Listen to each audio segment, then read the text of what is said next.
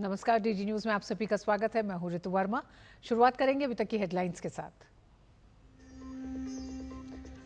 Brazil की राजकीय यात्रा पर ब्राजीलिया पहुंचे प्रधानमंत्री नरेंद्र मोदी। आज राष्ट्रपति लूला डी सिल्वा के साथ करेंगे द्विपक्षीय बैठक। आतंकवाद से निपटने, गोपनीय सूचनाओं के आदान प्रदान समेत कृषि अनुसंधान जैसे क्षेत्रों में 4 समझौता होने की उम्मीद।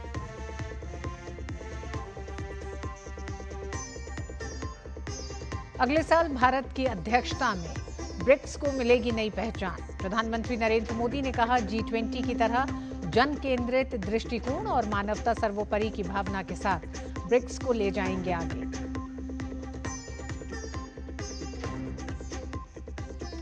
राष्ट्रपति द्रौपदी मुर्मू पर मल्लिकार्जुन खड़गे की टिप्पणी को लेकर भाजपा हमलावर। गौरव भाटिया ने कहा, आदिवासी विरोधी मानसिकता से ग्रसित है कांग्रेस।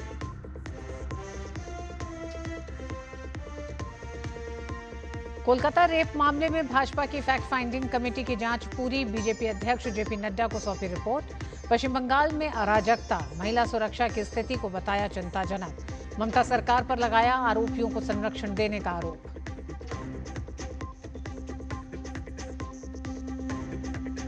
और चीन ने टैरिफ पर ट्रंप प्रशासन को दी चेतावनी। कहा, अपने माल पर शुल्क बहाल करके व्यापार तनाव न भड़काए अमेरिका। बातचीत ही स्थायी व्यापार समझौते का एकमात्र रास्ता। प्रधानमंत्री नरेंद्र मोदी आज ब्राजील की राजकीय यात्रा पर ब्राजीलिया पहुंचे। पिछले 57 वर्षों में किसी भारतीय प्रधानमंत्री की ब्राजील की ये पहली राजकीय यात्रा है। इस दौरान प्रधानमंत्री नरेंद्र मोदी ब्राजील के राष्ट्रपति लूला डी सिल्वा के साथ द्विपक्षीय वार्ता करेंगे। दोनों नेता व्यापार, रक्षा, ऊर्जा, अंतरिक्ष, प्रौद्योगिकी, कृषि, स्वास्थ्य और लोगों के बीच आपसी संबंधों सहित आपसी हितों के क्षेत्रों में दोनों देशों के बीच रणनीतिक साझेदारी को व्यापक बनाने पर द्विपक्षीय चर्चा करेंगे। प्रधानमंत्री का ये दौरा भारत और ब्राजील के बीच आपसी सहयोग और संबंधों को एक नई दिशा देने के तौर पर देखा जा रहा है। प्रधानमंत्री नरेंद्र मोदी इससे पहले 3 बार ब्राजील का दौरा कर चुके हैं, लेकिन ये पहली बार है जब प्रधानमंत्री मोदी ब्राजील की राजकीय यात्रा कर रहे हैं। प्रधानमंत्री मोदी की इस यात्रा के कारण दोनों देशों के संबंध में एक नई ऊर्जा का संचार हुआ है। द्विपक्षीय बैठक के बारे में ब्राजील में भारतीय राजदूत दिनेश भाटिया ने बताया कि इस दौरान 4 समझौता ज्ञापनों पर हस्ताक्षर हो सकते हैं। इनमें आतंकवाद से निपटने के लिए मिलकर काम करना, गोपनीय सूचनाओं का आदान प्रदान करना और नवीकरणीय ऊर्जा तथा कृषि अनुसंधान में सहयोग शामिल है। 57 years that the Prime Minister of India is paying a state visit to Brazil. During the state visit, he'll be accorded the state protocol, state ceremonial welcome, followed by a bilateral talk where both delegations led by the respective leaders will meet. And after the talks, we are hoping to sign 4 agreements or /MOUs between the two countries. Namely on renewable energy, counterterrorism, agricultural research cooperation between ICAR, which is Indian Council for Agricultural Research, and Embrapa of Brazil, and also exchange and mutual protection of confidential information. These agreements have been finalized, and we are hoping to sign this on 8th of July. प्रधानमंत्री मोदी से मिलकर Brazil में रह रहे भारतवंशी काफी खुश हैं। उनका कहना है कि प्रधानमंत्री मोदी से मिलना उनके लिए किसी सपने के सच होने जैसा है। प्रधानमंत्री ब्राजीलिया पहुंचे हैं और जब प्रधानमंत्री ब्राजीलिया पहुंचे तो भारतवंशी उनके स्वागत के लिए रहे। यहाँ पर कई सारे लोग हमारे साथ मौजूद हैं।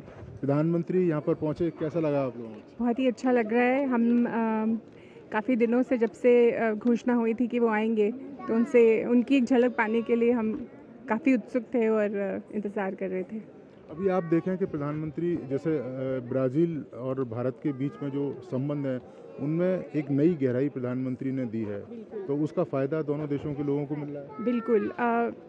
जो मेरे यहाँ के दोस्त हैं, मैंने उनसे बातचीत की और जितने उत्सुक हम सब भारतीय थे, उतने ही उत्सुक यहाँ के लोग हैं। और ऑप सिंदूर के बाद जो वज़न आया है भारत की, उसमें सीरियसनेस आई है, वो काफ़ी सारा श्रेय प्रधानमंत्री को ही जाता है। आप भी काफ़ी देर से इंतज़ार कर रही थी प्रधानमंत्री का? हाँ जी, मैं न्यूज़ में देखती रहती हूँ उन्हें एंड जब से मैं इधर आई हूँ ब्राज़ील में तो मुझे बहुत खुशी होती है कि हमारे प्रधानमंत्री इधर आ पाए और हमसे मिल पाए। तो कैसा लगा अभी मिलके आपको? बहुत अच्छा। क्या कहना चाहेंगी? प्रधानमंत्री जब विदेशों में पहुंचते हैं तो खासतौर से भारतवंशियों के साथ मुलाकात भी करते हैं। यहाँ भी कई जगह रुक के उन्होंने बातचीत की, तो कैसा लगता है ये? बहुत ही अच्छा लगता है सर। लोग क्या कहेंगे कि जिस तरीके से प्रधानमंत्री आते हैं और पहले ऐसे नहीं होता था, अब वो बीच में भी जाते हैं, लोगों के बातचीत भी करते हैं और पूछते भी हैं कि कैसा हाल चाल है, तो कैसा लगता है कि जब एक प्रधानमंत्री आप लोगों के बीच में जाता है? बहुत अच्छा लगता है। हम पहली बार मिले हैं प्रधानमंत्री जी से। आप कुछ कहना चाहेंगे? हाँ जी, पहले तो ऐसा नहीं होता था कि कोई भी जो है मंत्री या प्रधानमंत्री जैसे जो अफ़सर हम लोगों को मिलता था, पर ये जो है एक उत्साह वाली बात है। इससे हमारी जो है बहुत ज़्यादा हम उत्साहित होते हैं। तो ये एक अच्छी है, जनता के साथ उनका जो है डायरेक्ट संपर्क होता है। ऑपरेशन सिंदूर में जिस तरीके से प्रधानमंत्री ने कदम उठाया, महिलाओं के उत्थान के लिए लगातार वो काम करते रहे, कैसा लगता है?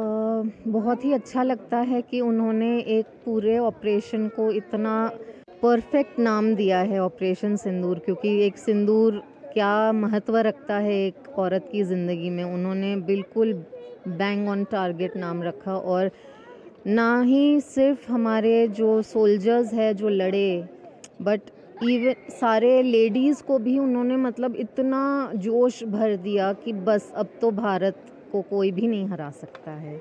तो ये आपने देखा कि भारतवंशी प्रधानमंत्री नरेंद्र मोदी का इंतज़ार कर रहे थे और काफ़ी उत्साहित हैं, और उनका ये कहना है कि प्रधानमंत्री की यात्रा दोनों देशों के संबंधों को और ज़्यादा गहराई पहुंचाएगी। इसके साथ साथ भारत के प्रधानमंत्री के जो कदम हमेशा से उठते रहे हैं देश की भलाई के लिए, देश के उत्थान के लिए, और उसको लेकर विदेशों में रहने वाले भारतवंशी भी गर्व करते हैं। कैमरामैन प्रमोद नेगी के साथ Neeraj Singh, DD news, Brasilia. और ब्राजील में प्रधानमंत्री के दौरे को लेकर भारतीय समुदाय में खासा उत्साह है। कुछ और लोगों से बात की हमारे संवाददाता नीरज सिंह ने। ये जो यात्रा है मोदी जी की ब्राज़ीलिया में, आशा है कल उनकी मीटिंग है यहाँ के राष्ट्रपति के साथ, तो बहुत सारा जो है MOU बिजनेस का साइन भी होगा। और ब्राज़ील के जो लोग हैं, बहुत सारे लोग इंडिया जाना चाहते हैं पढ़ने के लिए, लैंग्वेज है, कल्चर है, तो इससे क्या है कि इंडिया में ब्राज़ील के लोगों के लिए दरवाज़ा खुलेगा शिक्षा का और शास्त्र का, और जो इसका जो संबंध है शिक्षा के अलावा, बिजनेस के अलावा शिक्षा, इसमें और मतलब वृद्धि होगी। बहुत अच्छा लगा। जिंदाबाद Modi. Such a deep honor and blessing, and his presence is really powerful, and it's just such a blessing to be here and such an honor that he came to visit Brazil. Yeah, we are very happy to meet him. जिए, आपको लंबी उम्र मिले। भारत की जो image थी कि गरीब है, पिछड़ा हुआ है, आपने पुनः उसको महान बना दिया है। ब्रिक्स में आए हो तो उनके लिए एक सेवा भाव से जो हमारे इंडियंस कम्युनिटी यहाँ पे रियो में और ब्राज़ीलिया और फिर ब्राज़ील में एक उल्लास के साथ यहाँ पे लोग आए हैं और उसको वेलकम करने के लिए। एक अलग वाइब्स यहाँ की है ब्राज़ीलिया में, और अच्छा लगा मोदी जी आए हैं। एक वाइब्स होमली फील हुआ इंडियन टाइप की। It's really a pleasure to be part of this and be able to be close to such strong people and strong leadership. Modi ji को सामने से देखकर मतलब ये तो मतलब एक तमन्ना पूरी हो गई है, उनको इतना पास से देख के, और उनके दर्शन करके बहुत ही बढ़िया लग रहा है। और खबरों में आगे, मुख्यमंत्री डॉक्टर मोहन यादव के नेतृत्व में मध्य प्रदेश सरकार ने लुधियाना में निवेश को बढ़ावा देने के लिए एक खास कार्यक्रम एडवांटेज MP का आयोजन किया। इस आयोजन में टेक्सटाइल, मैन्युफैक्चरिंग, फूड प्रोसेसिंग और IT जैसे क्षेत्रों के बड़े उद्योगपति शामिल हुए। इस दौरान आयोजित interactive session on investment opportunities in Madhya Pradesh session के दौरान मुख्यमंत्री मोहन यादव ने व्यापार जगत के 15 से अधिक दिग्गजों से 1-to-1 चर्चा की। इस सफल आयोजन के दौरान 15,600 करोड़ रुपए के निवेश प्रस्ताव मिले। और आइए सीधे आपको लिए चलते हैं भारतीय जनता पार्टी मुख्यालय। जैसे संजय मयूख जी ने कहा है, 25 जून को कलकत्ता के लॉ कॉलेज में, साउथ लॉ कॉलेज में एक बहुत ही जघन्य और सामूहिक दुष्कर्म हुआ, वो आप सब लोगों को मालूम है। ये घटना इतनी दुर्भाग्यपूर्ण और इतनी दुखदायक थी कि भारतीय जनता पार्टी के माननीय राष्ट्रीय अध्यक्ष जी इस घटना को जानकर के बहुत दुखसुब्ध और बहुत चिंतित हुए और एक संदेश देने के लिए कि पश्चिम बंगाल में भारतीय जनता पार्टी का शासन नहीं, लेकिन पश्चिम बंगाल की प्रत्येक बहन और प्रत्येक बेटी के प्रति हम अपनी जिम्मेदारी और उनके प्रति उनका सम्मान, उनकी सुरक्षा, वो हमारी एक चिंता है। इसको देखकर एक 4 सदस्यीय जांच समिति की उन्होंने एक कमेटी बनाई, उसमें मैं था और जैसे संजय जी ने कहा है, विप्लव देव जी आपके सामने हैं, मनन कुमार मिश्रा जी हैं और श्रीमती मीनाक्षी लेखी भी थी। आज वो दिल्ली से बाहर हैं इसलिए यहाँ पर नहीं आ पाई। आज सवेरे हम लोगों ने हमारी जांच कमेटी की जो रिपोर्ट है वो माननीय राष्ट्रीय अध्यक्ष जी को सौंपी है। मैं संक्षेप में इस घटना के बारे में आप लोगों को बताना चाहता हूं और हमारी जांच कमेटी ने वहां पर क्या देखा ये थोड़ा बताना चाह रहा हूं। 25 जून को जो घटना घटी, आप लोगों को मालूम है कि लगभग पिछले वर्ष वहां पर जो कलकत्ता के मेडिकल कॉलेज में इस प्रकार की घटना घटी थी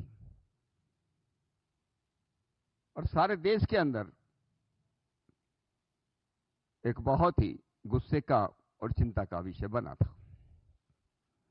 और जिस लॉ कॉलेज से एडवोकेट लोग तैयार होते हों, जिस लॉ कॉलेज से जजेस बनाए जाते हों, उस लॉ कॉलेज के अंदर एक लॉ स्टूडेंट के ऊपर सामूहिक दुष्कर्म किया जाए, इससे बड़ी दूसरी दुर्घटना नहीं हो सकती। और वे भी एक ऐसे राज्य में जहां की माननीय मुख्यमंत्री स्वयं एक महिला हो। हम लोगों ने पश्चिम बंगाल में जाकर के देखा कि महिलाओं के ऊपर अत्याचार और अपराध बढ़ रहे हैं। बहुत सी ऐसी घटनाएं हमारे सामने आई कि पुलिस एफआईआर रजिस्टर नहीं करती। जो लोग एफआईआर देना चाहते हैं, शिकायत करना चाहते हैं, उनकी सुनाई नहीं जाती, उनको भगाया जाता है। और अगर एफआईआर रजिस्टर भी होगी किसी कारण से, उसका ईमानदारी से पुलिस के द्वारा उसका इन्वेस्टिगेशन नहीं होता। ऐसे बहुत से केसेस ऐसे हैं उसमें न्याय नहीं मिला है। हम लोग जब वहां पर गए और हमें इस बात का विश्वास नहीं था कि हमें घटनास्थल पर जाने दिया जाएगा। जो लड़की जो पीड़िता है उसके परिवार से मिलने दिया जाएगा। इसलिए हम लोगों ने इस बात का पहले से, दिल्ली से जब ये हमारी जांच समिति बनी, मैंने इस बात को बहुत मुखर रूप से कहा था कि हमें उम्मीद है कि ममता दीदी हमको वहां जाने देगी। हम लोग वहां गए। सबसे पहले हमारी कमेटी कलकत्ता के पुलिस कमिश्नर से मिली। वो भी मिलने के लिए पहले तैयार नहीं थे, लेकिन खैर मिले, उनका हम धन्यवाद करते हैं। जो भी बातें उन्होंने बताई, कुछ बातें मैं कह सकता हूं कि 45 साल के पुलिस जीवन में, एक प्रकार से मैं 34-35 साल पुलिस में रहा हूं, उसके बाद भी पुलिस से संबंध तो आता ही है। मैंने जिंदगी में पहली बार एक ऐसा केस देखा, एफआईआर रजिस्टर हुई, लड़की के हाथ की कंप्लेंट है, शिकायत है, और उसमें उन्होंने एक्यूज के बारे में, आरोपियों के बारे में जो नाम लिखे और पुलिस ने इरेज कर दिए। पुलिस ने इरेज करने के बाद उसकी जगह कहीं जे लिख दिया, कहीं एम लिख दिया, कहीं एम लिख दिया। और जैसे पुलिस कमिश्नर ने भी हमको बताया, मीडिया में तो आई थी बातें, नाम भी आए, आप लोगों को मालूम होगा कि कौन कौन एक्यूज है, कौन कौन आरोपी हैं, मुख्य आरोपी कौन है, म्यूक आरोपी का नाम आपको मालूम है? पहली बार मैंने देखा, देखो कोई पीड़िता है, कोई महिला है, उसका नाम तो ये डायरेक्शन कोर्ट की है कि उसका नाम किसी को नहीं बताया जाए, लेकिन पहली बार आरोपियों के नाम किसी को मालूम न चले, वो कंप्लेंट से निकाल दी जाए और मुख्य आरोपी की जगह जिसका नाम जो है मान ली एम से शुरू होता, उसके जगह जे लिख दिया गया, दूसरे के नाम के सामने एम लिख दिया गया। ये मैंने पहली बार 45 साल के पहले कैरियर में मैंने पहली बार सुना है। ये गुना पुलिस के नहीं हो सकता है। जो एफआईआर को बदल दें, मूल दस्तावेज को बदल दें, क्या उन लोगों से हम उम्मीद कर सकते हैं कि पीड़िता को न्याय मिलेगा? या बंगाल की बहन और बेटियों को न्याय मिलेगा? इस पीड़ित परिवार को न्याय मिलेगा? दूसरा, आप लोगों ने पढ़ा भी होगा, यह पुलिस कमिश्नर ने खुद स्वीकार किया, जो मुख्य आरोपी है, मुख्य आरोपी के खिलाफ 2013 से लेकर के 2025 11 गुनाह हैं, 11 cases, 11 cases have been registered against him, and earlier also he was arrested 4 times as per the say of the police commissioner.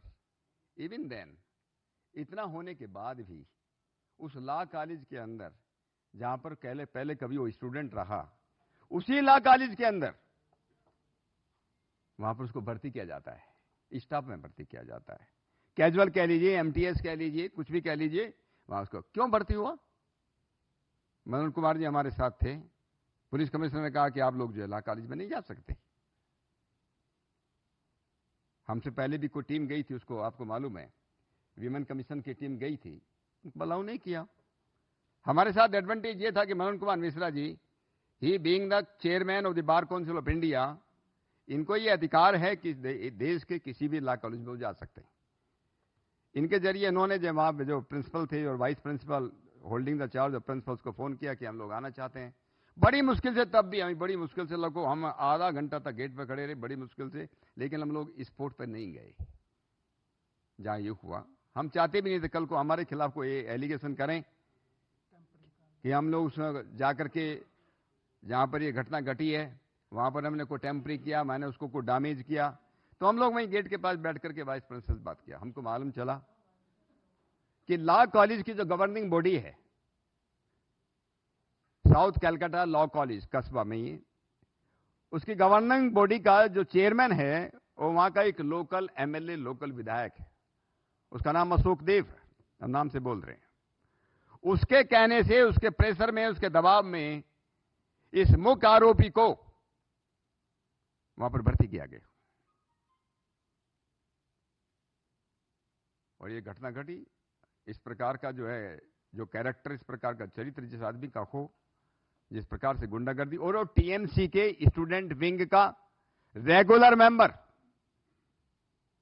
College का वहां का अध्यक्ष रहा, उसका टीएमसी का, उसके साथ 2 और स्टूडेंट हैं, हमको मालूम नहीं ये केवल 3 ही लोग थे क्या, क्योंकि स्टाफ भी इन्वॉल्व है, वहां का गार्ड भी जो वहां का अरेस्ट हुआ है, स्टाफ का ये खुद जो मुख्य आरोपी है वो स्टाफ में वहां था, 2 वहां के स्टूडेंट हैं, 4 लोगों को कैलकाटा पुलिस ने अरेस्ट किया है।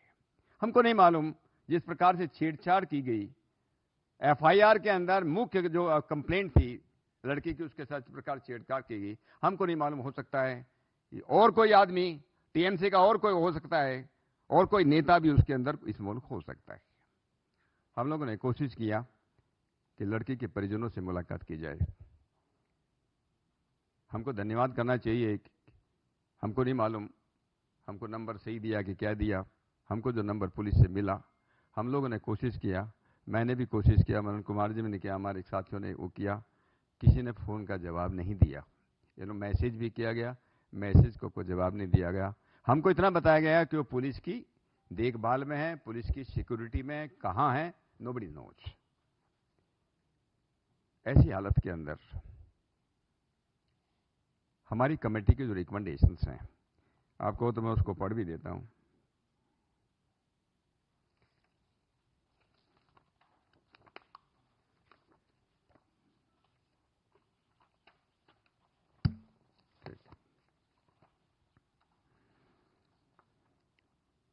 the fact that it was due to failure of police and West Bengal administration.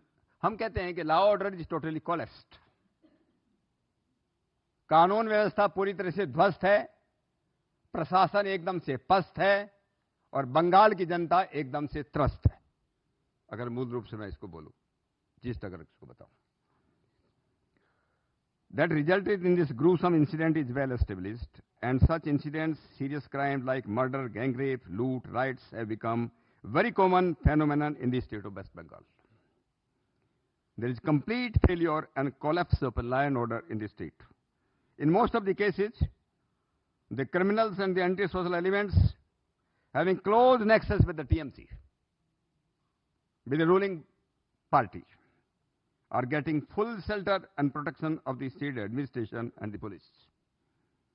Such elements are being encouraged so that they could be proved terror for the innocent people and could do whatever they do, like during election. Election में मैं पहले भी जांच committee में गया हूं, लोग इतने परेशान, हिंसा का तांडव नृत्य. विप्लव देव जी तो वहां पर इलेक्शन में पूरे 2-3 महीने रहे हैं. कितना लोगों को हिंसा हुई जो बीजेपी के जिन्होंने वोट किया है, लेकिन कोई पुलिस वाला सुनने के लिए नहीं. लोग बेचारे रो रहे थे कि कोई कुछ सुनने के लिए तैयार नहीं. दुर्भाग्य से मीडिया के लोग भी तैयार नहीं थे. मीडिया के लोगों के अंदर भी इतना डर और खौफ व्याप्त था कि वो भी सुनने के लिए तैयार नहीं थे उन लोगों को उस समय. During elections, the innocent people were either compelled not to go to the polling booths, or if they go, they are forced to vote for TMC candidates. Otherwise, they are to face the dire consequences. Hundreds of persons assembled near college. जब हम कला college में गए, उसकी बात हम कर रहे हैं. During our visit, disclosed and narrated these facts, but not at the cost of disclosure of the names. Nobody wants to give the names. But this much is clear that no innocent, poor man or man or female is safe in the state. Every village, every town is under threat of TMC, Gundaj, and the Bangs. Therefore, the central government should be requested to take some effective measures. We have requested our national president to control the situation in West Bengal. The situation is getting bad to worse day by day. Police has to investigate on the issue of the erasing of the names. मैंने आप लोगों को mention किया कि नाम erase कर दिए गए, मिटा दिए गए, of the accused persons, and explain as to why the names of accused named in the original handwritten complaint were erased. Handwritten complaint है लड़की की. Police has to help find out the reason behind it, whether it is an attempt to save the real culprits. असली आरोपी कौन है? A high-level independent inquiry by persons of repute or a central agency should be initiated to inquire into this gang rape case and the access and patronage provided to political workers of the ruling party within the government affiliated institute. This is not a solitary case of the law college or solitary case last year of the medical college. Many institutions like this, whether TMC workers, even if they have the criminal records, उनको protect किया जाता है, उनको appoint किया जाता है और institutions वहां पर कोलैप्स हो रहे हैं. A sensitization and awareness campaign should be run by the police. और हमने पुलिस कमिश्नर को बताया था. हमने ये भी कहा कि SP, DSP level officer in cities and state should be asked to personally monitor the report, registration, efficient investigation of any crime against any woman. Strict action should be taken against those found in dereliction of their duties who are responsible for ensuring safety on the college campus. हमको इतना ही कहना है last में कि ममता दीदी government, if they can not protect, अगर वो वहां बहन और बेटियों का प्रोटेक्शन नहीं कर सकती, वे केवल वहां की बहन और बेटियां केवल वोट बैंक्स नहीं हैं, केवल स्टेटिस्टिक्स नहीं हैं, वो हमारा प्राइड है, वो इस बंगाल का फ्यूचर है. उनको आजादी भी चाहिए, उनको डिग्निटी, उनको जो है उनको इज्जत भी चाहिए और उनको सुरक्षा भी चाहिए. और अगर वेस्ट बंगाल गवर्नमेंट उनको ये नहीं दे सकती, they have lost the moral authority to govern the state. इतना कह करके मैं यहां पर थोड़ा रुकता हूं. हमारे मित्र लोग जो है उस पर कुछ अगर जोड़ेंगे तो बोलेंगे, आप लोगों के कुछ क्वेश्चंस होंगे, हम उससे जवाब देंगे. माननीय विप्लव देव जी, पूर्व मुख्यमंत्री त्रिपुरा और सांसद. इसमें कुछ पॉइंट्स के ऊपर मैं आपके साथ शेयर करना चाहता हूं। कलकत्ता पुलिस ने 4 आदमियों को अरेस्ट किया है। अभी सत्यपाल सिंह जी ने बताया, जो वो कैजुअल स्टाफ के नाते वहां नौकरी करता था। हम अपने घर में किसी को सर्वेंट भी रखते हैं, आज वो पुलिस वेरिफिकेशन करके रखते हैं। हम किसी स्कूल में से दूसरे स्कूल में जाते हैं तो कैरेक्टर सर्टिफिकेट लेके हमको 2 बार एडमिशन लेना पड़ता है। और जिसका इतना बड़ा बैकग्राउंड है, जिसके ऊपर अटेम्प्ट टू मर्डर का केस है, जिसके ऊपर श्लीलताहानि का केस है, जिसके ऊपर पुलिस को मारपीट करने का केस है, जिसके ऊपर आर्म्स लेके घूमने का केस है, इतने सारी केसेस होने के बावजूद इसको वहां नौकरी में रखा गया है। तो जो अशोक देव है, तृणमूल का जो एमएलए है, जो उसका गवर्निंग बॉडी का चेयरमैन है, इनको एक्यूज्ड क्यों नहीं बनाया जा रहा है?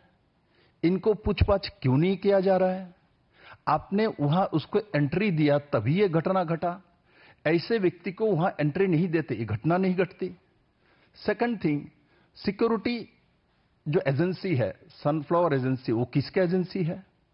पहले ये गवर्नमेंट एडेड कॉलेज है, तो उसमें गवर्नमेंट एडेड ही सिक्योरिटी गार्ड थे।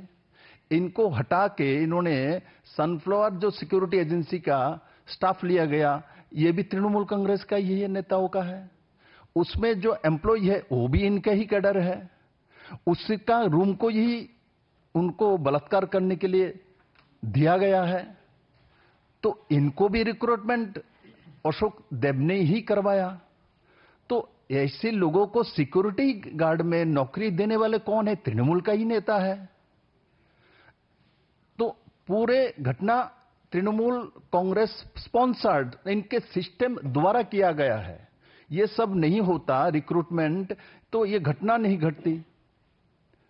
तो इसलिए मेरा आप लोगों से आग्रह है, आपके माध्यम से ये जनता के बीच जाना चाहिए और वेस्ट बंगाल गवर्नमेंट को, ममता बनर्जी को तुरंत इन लोगों को अरेस्ट करके इनको पूछताछ करना चाहिए एवं इनके ऊपर कानूनी कार्रवाई करना चाहिए। इन्होंने ऐसे लोगों को कैसे, किस तरीके से वहां नौकरी के लिए रखा गया था, इस बात को और जितने भी कलकत्ता में, वेस्ट बंगाल में, बांग्ला में रेप होता है, ट्रेंड मैंने देखा, एक विशेष संप्रदाय के लोग इसमें रहेगा ही रहेगा। भारत सबके लिए बराबर जिम्मेदारी है, बराबर आपका स्वाधीनता और आपके जो रहने का और आपके बोलने का, चलने का अधिकार देता है। उस स्टेट से वोट बैंक के कारण से एक विशेष संप्रदाय को जिस तरीके से मिसयूज करने का सिस्टम का एक स्वाधीन रूप से तंत्र बना दिया गया है, इसके ऊपर पूरे देशवासी का आज प्रश्न है। इसका समाधान अति उत्तर होनी चाहिए। हम रोहिंग्यास के बारे में बात करते हैं, हम पाकिस्तान के बारे में बात करते हैं। ममता बनर्जी ने तो इसको किस दिशा में लेके गए? बंगाल के रविंद्रनाथ के बंगाल को, स्वामी विवेकानंद का बंगाल को, बंकिम चंद्र का बंगाल को, आज गुंडे को बंगाल बना दिया। और मैं आपके माध्यम से यही विषय विशेष करके उठाना चाहता हूं। इसीलिए हम कहते हैं कि स्टेट स्पॉन्सर्ड ये गुंडामी और बलात्कार जो भी हो रहा है स्टेट स्पॉन्सर्ड है, क्योंकि इन लोगों ने इस तरीके से व्यवस्था को नहीं लेके जाते तो ये घटना नहीं घटती। इसके लिए कंप्लीटली रेस्पॉन्सिबिलिटी ममता बनर्जी को लेना चाहिए और उनको उस पद में रहने का कोई अधिकार नहीं है जब अपने ही राज्य के लोगों को, और भी लॉ कॉलेज में स्टूडेंट पढ़ता है जो कानून लोगों के लिए रक्षा करने के लिए तैयारी कर रहा है, उसको ही बलात्कार करता है। जो डॉक्टर अपने जीवन में लोगों को बचाने का काम करता है, उसको ही बलात्कार करता है। बचा कौन है? मैंने इलेक्शंस के बाद गया था, जिन जिन लोगों ने बलात्कार किया गया 10-10 दिन इस हॉस्पिटल में एडमिट है, इनका एमएलसी नहीं किया जाता है, 164 नहीं किया जाता है। डीजी के पास मेल करने के बाद जवाब नहीं दिया जाता है, एफआईआर नहीं लिया जाता है तृणमूल को बिना पूछे। आजकल एफआईआर ऑनलाइन हो चुके हैं, वहां उसको नहीं लिया जाएगा। क्या चल रहा है? इसलिए मैं ममता बनर्जी को बोलता हूं, जो आपके अधिकार नहीं, ये जो विषय हमने उठाया, इस विषय को पर आप ध्यान दीजिए। और आपके समय बहुत सारी ऐसा केस हुआ जिसका हिसाब नहीं है, तो आपको अधिकार नहीं है, आपको पदच्युत होना चाहिए, पद छोड़ देना चाहिए। आपको अधिकार नहीं है बंगाल के मुख्यमंत्री बने रह जाए। धन्यवाद। आदरणीय मनन मिश्रा जी।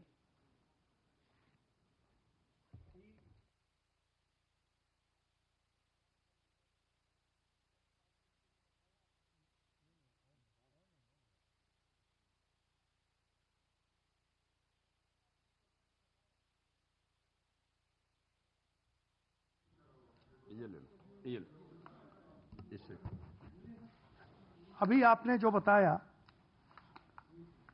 एफआईआर में जो टैंपरिंग की गई है पुलिस के द्वारा, वो आपके सामने दिखा रहा हूं। बड़ा एकदम अपरेंट है, ऑब्वियस है। आप देखें, ये स्पेस, यहां पे किसी का नाम लिखा हुआ था, इसको पुलिस ने क्या किया, डिनोटेड इन जे, नाम एक्यूज्ड का इरेज किया। और पुलिस ने ये, this is a hand written complaint by the victim herself, the tampering was done in this complaint itself, उसको इरेज किया गया एक्यूज्ड के नाम को, और वहां पे जे लिख दिया गया, कहीं जीएस लिख दिया गया। वो पूरा का पूरा स्पेस आप देखें, कहीं पी लिख दिया गया। पूरा स्पेस में जहां नाम लिखा होगा वो पूरा स्पेस सामने है। तो this tampering as per the fact finding committee, मैं जो मनन कुमार जी बोल रहे हैं, ये जो आपको दिखाया है, स्पेशल बात ध्यान दें, मैंने बोला भी है लेकिन दोबारा बोल रहे हैं, दिखाया आपको कि जो मुख्य आरोपी है, जो मेन एक्यूज है, मीडिया में भी आया है, पुलिस कमिश्नर ने बताया है, उसका नाम तो एम से शुरू होता है, दूसरा जो एक्यूज है उसका जेड से शुरू होता है। जिस प्रकार से वो किया गया है, ये जानबूझ कर किया। So this tampering is apparent on face of record, ये सामने दिखाई दे रहा है।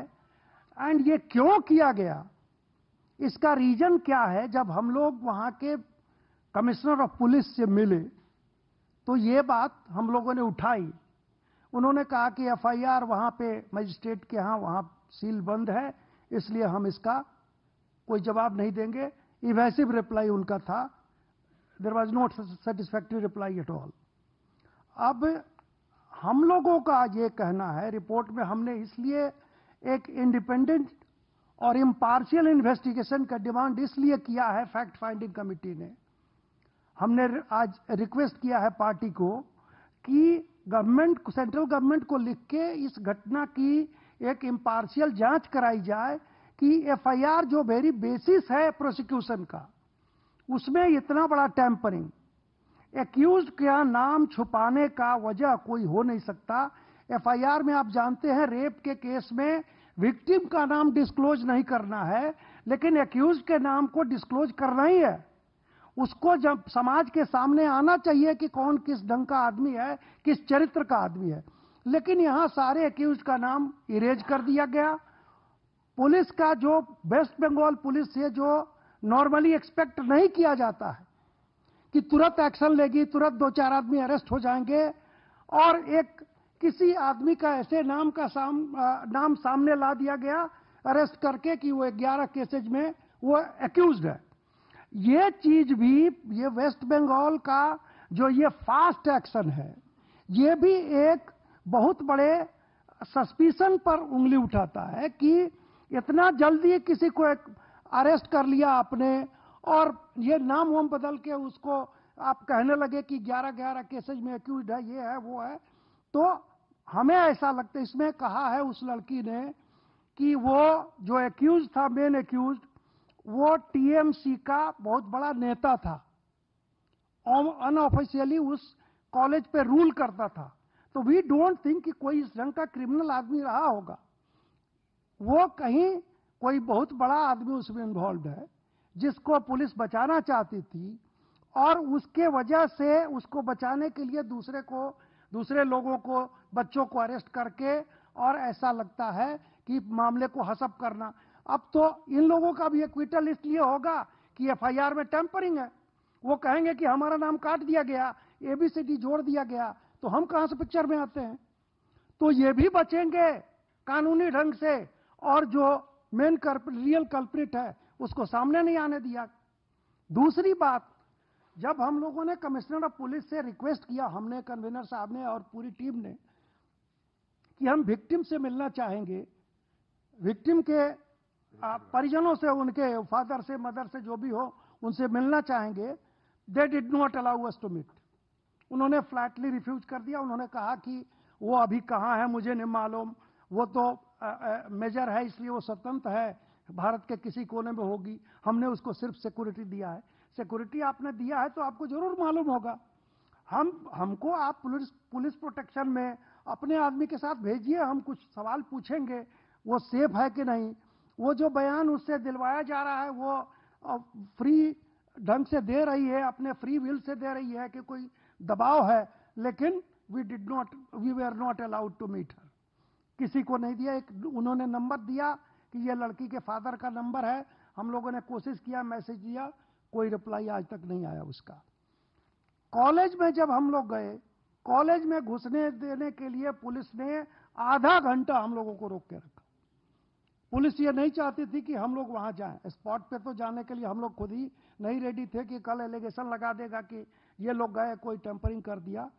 तो अब सवाल इस केस में फैक्ट फाइंडिंग कमेटी का जो रिपोर्ट हम लोगों ने दिया है, उसमें हम लोगों ने जो इन्वेस्टिगेशन है उस पर क्वेश्चन मार्क लगा के रिक्वेस्ट किया है कि फेयर इन्वेस्टिगेशन हो। एक लॉ कॉलेज की छात्रा, उसके साथ गैंग रेप हुआ है, और इस ढंग की घटनाएं, ये जिस पृष्ठभूमि में, जिस बैकग्राउंड में भारतीय जनता पार्टी के माननीय राष्ट्रीय अध्यक्ष जी ने ये फैक्ट फाइंडिंग कमेटी बनाई, उसका वजह यही है कि इस ढंग की मर्डर, रेप और इस ढंग की घटनाओं को हशप कर देती है।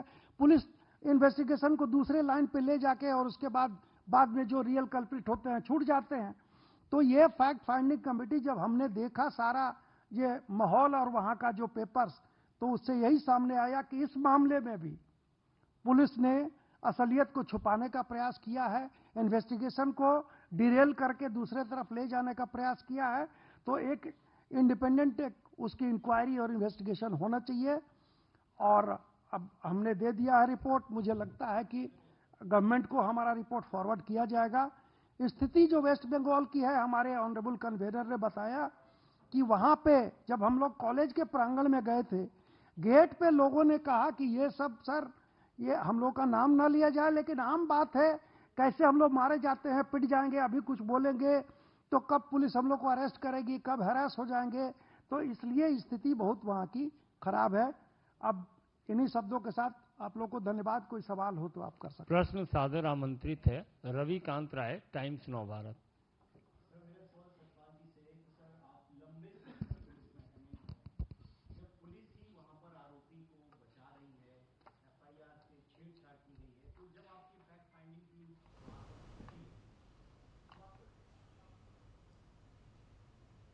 कोलकाता के कस्बा लॉ कॉलेज की छात्रा के साथ गैंग रेप के मामले में भारतीय जनता पार्टी ने एक फैक्ट फाइंडिंग कमेटी बनाई थी। वो कमेटी अपनी पूरी जांच करके वापस आई है। आज उस कमेटी ने बीजेपी अध्यक्ष जेपी नड्डा को अपनी रिपोर्ट सौंप दी है। उस रिपोर्ट सौंपने के बाद ये प्रेस कॉन्फ्रेंस हो रही थी, जिसमें तीनों ही सदस्य मौजूद थे, सतपाल सिंह, विप्लव देव और मनन मिश्रा। और तीनों ही सदस्यों ने जिस तरह से बताया है कि पूरी जांच को लेकर कई बड़े सवाल खड़े किए हैं। जो फैक्ट फाइंडिंग टीम ने पाया, उसने ये पाया कि किस तरह से पीड़िता ने जो एफआईआर दर्ज करी, जो हस्तलिखित एफआईआर है, उसमें जिन आरोपियों के नाम लिखे थे उन नामों को इरेज करके उन्हें उनके सिर्फ इनिशियल्स वहां पे लिखे हैं। साथ ही उनका यह भी कहना है जो मुख्य आरोपी है उसके किस तरह से तार मिले हुए हैं टीएमसी के एमएलए और अन्य नेताओं के साथ। उनका यह भी कहना है लॉ कॉलेज की जो गवर्निंग बॉडी है उसमें जो आलोक देव जो वहाँ का एक तरह से शायद प्रेसिडेंट है, वो किस तरह से टीएमसी के इशारों पर इस मुख्य आरोपी को बचा रहा है। साथ ही उनका यह भी कहना है कि वो जिन लोगों से उन्होंने बात की, कॉलेज के भीतर लोग डरे हुए थे, बाहर जहां लोगों से उन्होंने बात की है, उनका ये कहना है कि लगातार कानून व्यवस्था बिगड़ती चली जा रही है। बड़ा सवाल यह है कि अगर किसी सरकारी लॉ कॉलेज की ये स्थिति है कि जहां 4 ऐसे लोगों को भर्ती किया गया है जिन पे बड़े आरोप हैं, जिन पे मर्डर के आरोप हैं, अगर ये भर्ती प्रक्रिया में नियम कानूनों की अनदेखी की जा रही है तो एक सामान्य नागरिक के साथ क्या हो रहा होगा। तो इन तमाम सवालों को रखते हुए फैक्ट फाइंडिंग कमेटी ने एक स्वतंत्र जांच की मांग की है। साथ ही ये बताया है कि किस तरह से लगातार बंगाल की कानून व्यवस्था लगातार बद से बदतर होती चली जा रही है। इस बुलेटिन में बस इतना ही। डीडी न्यूज पे खबरें जारी रहेंगी। नमस्कार।